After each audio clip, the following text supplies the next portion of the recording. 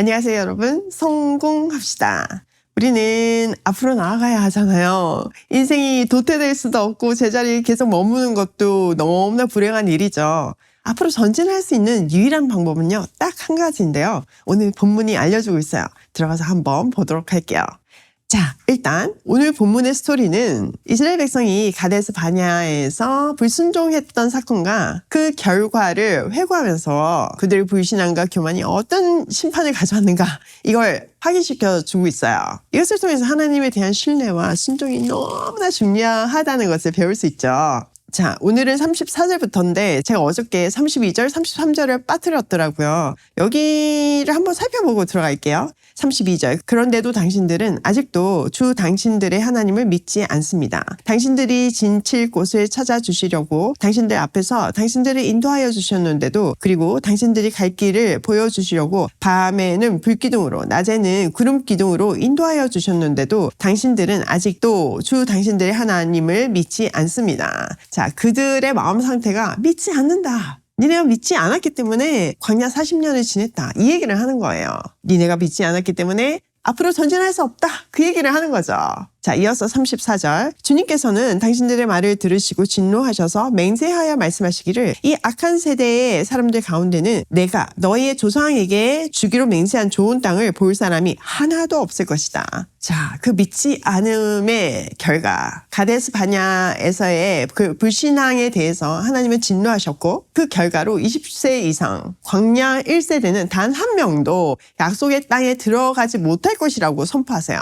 자, 여기 35절에 이 광야 1세대를 이 악한 세대라고 표현하고 있잖아요. 그러니까 그들의 불순종은 단순한 행동의 문제가 아니라 하나님의 약속을 믿지 못한 문제였다는 것을 강조하고 있는 거죠. 자, 우리가 여기서 받을 수 있는 교훈은, 하나님의 약속을 의심하고 불순종하는 삶은 결국 하나님의 계획에서 멀어진다는 사실이에요. 하나님이 우리를 창조하실 때 우리의 미래도 함께 창조하셨잖아요. 하나님이 자녀에게 얼마나 아름다운 미래를 창조하셨겠어요. 우리는 우리 자녀가 잘 되기를 원해서 그렇게 노력하는데 말이죠. 그런데 그 불순종으로 인해서 하나님하고 멀어진다면 그 행복한 삶하고도 멀어진다는 이야기예요. 절대로 그런 일이 일어나서는 안 되겠죠. 자, 36절. 다만 여분의 아들 갈렙만이 그 땅을 볼 것이다. 그가 정성을 다 기울여 나 주를 따랐으므로 나는 그와 그 자손에게 그가 밟는 땅을 주겠다 하셨습니다. 주님께서는 당신들 때문에 나에게까지 진노하셔서 말씀하시기를, 너 모세도 그리로 들어가지 못한다. 그러나 너의 보좌관 눈의 아들 여호수아는 그리로 들어갈 것이다. 그는 이스라엘을 그 땅으로 인도하여 그 땅을 유산으로 차지하게 할 사람이니 너는 그에게 용기를 불어넣어 주어라 하셨습니다.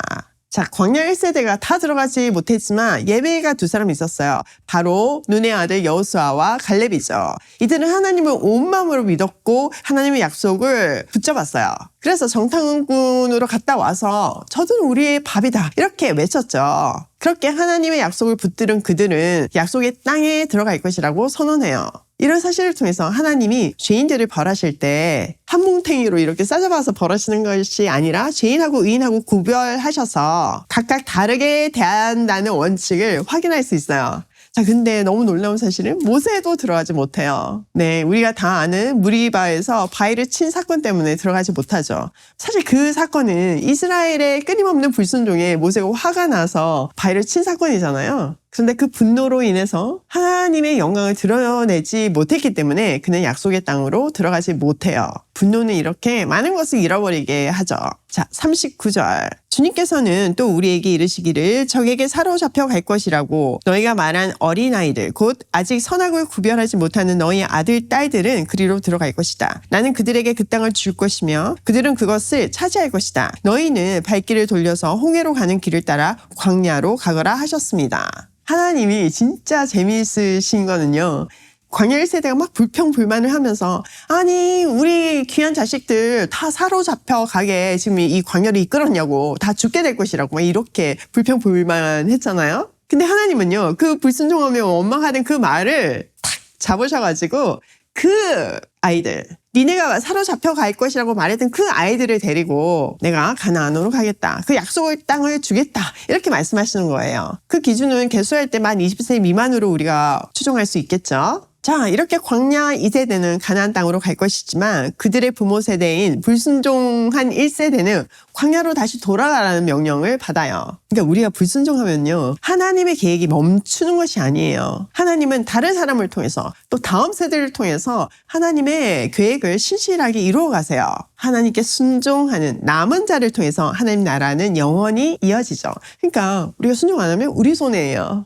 사실 순종이 가장 행복한 길이고 가장 보장받은 길인데 왜 망설이는지 이렇게 원리를 보고 나면 이해가 안 되죠. 그렇죠? 자, 41절. 그러자 당신들이 나에게 말하기를 우리가 우리 주님께 죄를 지었으니 주 우리 하나님이 우리에게 명하신 대로 다 올라가 싸우자 하였습니다. 그리고는 각자 자기의 무기를 들고 경솔하게 그 산지로 올라갔습니다. 그때 주님께서 나에게 말씀하시기를 그들에게 전하여라. 너희는 올라가지도 말고 싸우지도 말아라. 내가 너희 가운데 있지 않으니 너희가 적에게 피할 것이다 하셨습니다. 내가 이 말씀을 당신들에게 전하였지만 당신들은 듣지 않았고 주님의 말씀을 거역하고서 당신들 마음대로 산지로 올라갔습니다. 그러자 그 산지에 살던 아모리 사람이 당신들을 보고 벌떼같이 쫓아나와서 세일에서 호르마까지 뒤쫓으면서 당신들을 쳤습니다. 자, 이스라엘 백성은요, 하나님의 명령에 불순종한 뒤에 심판을 받고서야 이거 뭔가 잘못됐구나 이러면서 죄를 깨달아요. 자, 죄를 깨달았으면 회개해야 되잖아요. 그러면 행동부터 바꿔야 되죠. 그런데 하나님의 말씀대로 하지 않고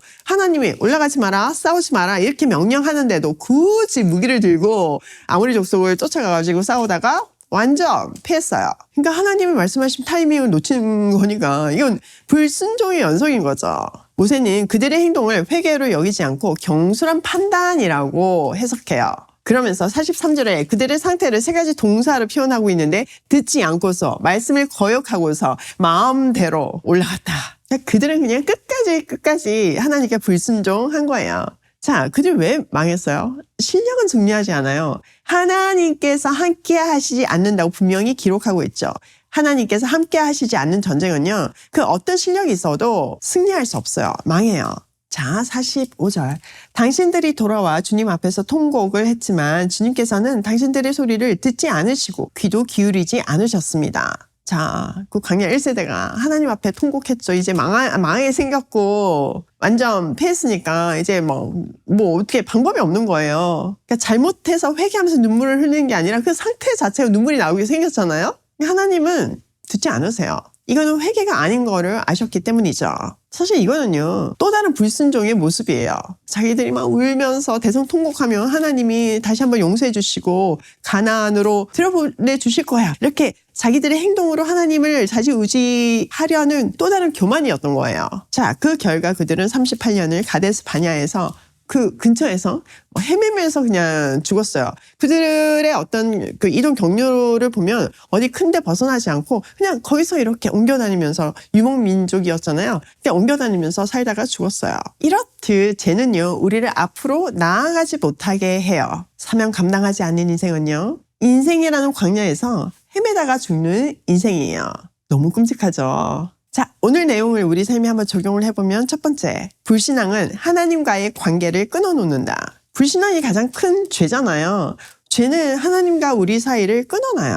그 관계가 끊겼기 때문에 하나님이 주신 그 축복 안에 들어갈 수 없는 거예요. 반면 하나님하고 좋은 관계를 유지하려면 필수 코드가 있어요. 뭐예요? 네, 맞아요. 순종이에요. 우리가 하나님과 좋은 관계를 유지하고 하나님 주신 그 모든 축복을 다 누리며 이 땅에서 살고 또 약속하신 그 땅에 가기 위해서는 순종이 필수죠. 두 번째, 하나님 없이는 전진하지 못한다.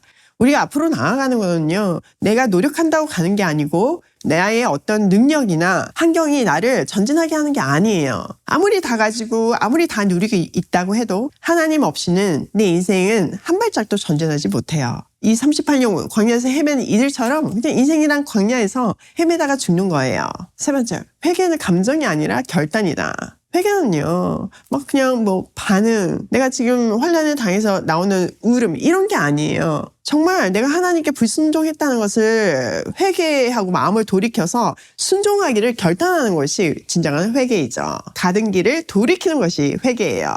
오늘도 하나님과의 관계에서 유일한 키워드는 순종임을 고백하며 하나님과 동행하는 하루로 고고싱해요.